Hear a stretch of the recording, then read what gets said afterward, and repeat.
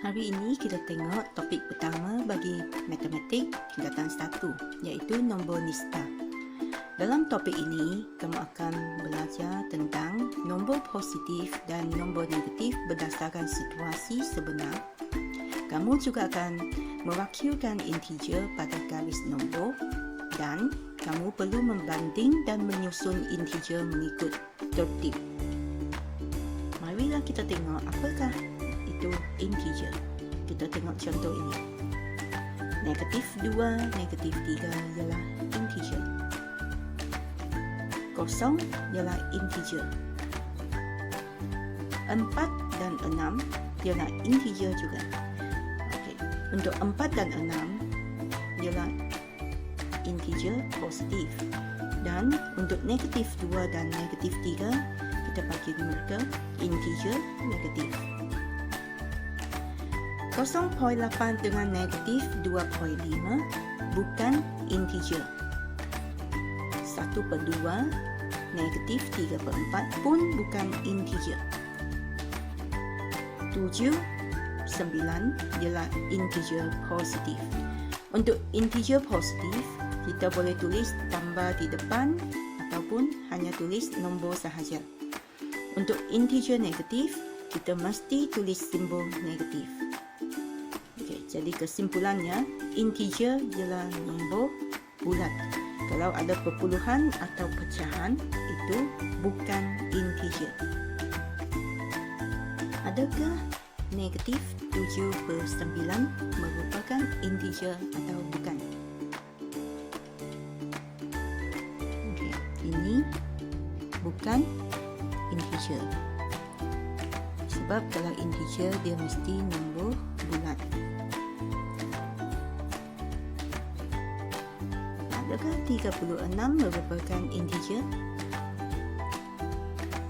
Ya, 36 merupakan integer positif.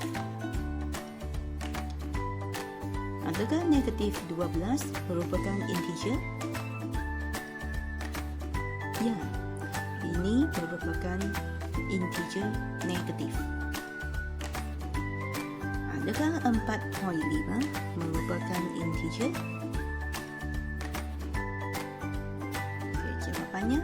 Bukan integer. Sebab 4.5 ialah nombor perpuluhan, bukan nombor bulat. Adakah negatif 812 merupakan integer? Ya, bagus. Negatif 812 merupakan integer negatif. Sekarang kita tengok nombor positif dan nombor negatif.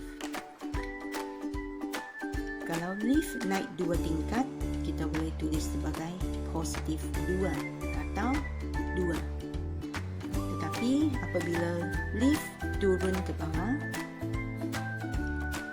kalau dia turun 1 tingkat, kita tulis sebagai negatif 1.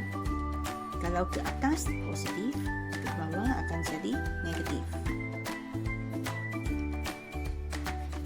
Suhu di gurun ialah 45 darjah Celsius dan kita tulis sebagai positif 45 atau 45 sebab cuaca di gurun tu sangat panas pada waktu siang.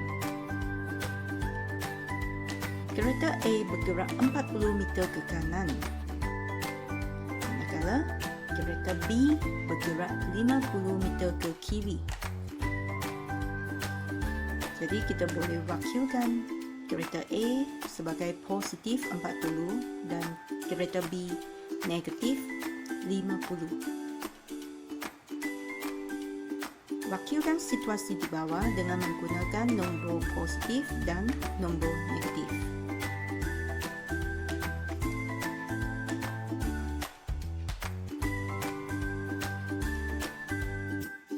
Wakilkan situasi di bawah dengan menggunakan nombor positif dan nombor negatif. Kapal terbang yang terbang 1000 meter dari aras laut dan kapal selam berada di bawah aras laut sebanyak 250 meter. Jadi kita boleh wakilkan kedudukan kapal terbang sebagai positif 1,000 meter. Dan untuk kapal selam, sebab dia di bahagian bawah, jadi kita boleh wakilkan dia sebagai negatif 250.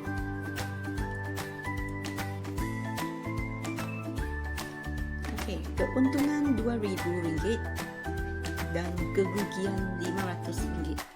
Biasanya kita akan wakilkan keuntungan sebagai positif. Jadi positif 2,000 dan kerugian sebagai negatif. Okey, jadi kerugiannya ialah negatif 500.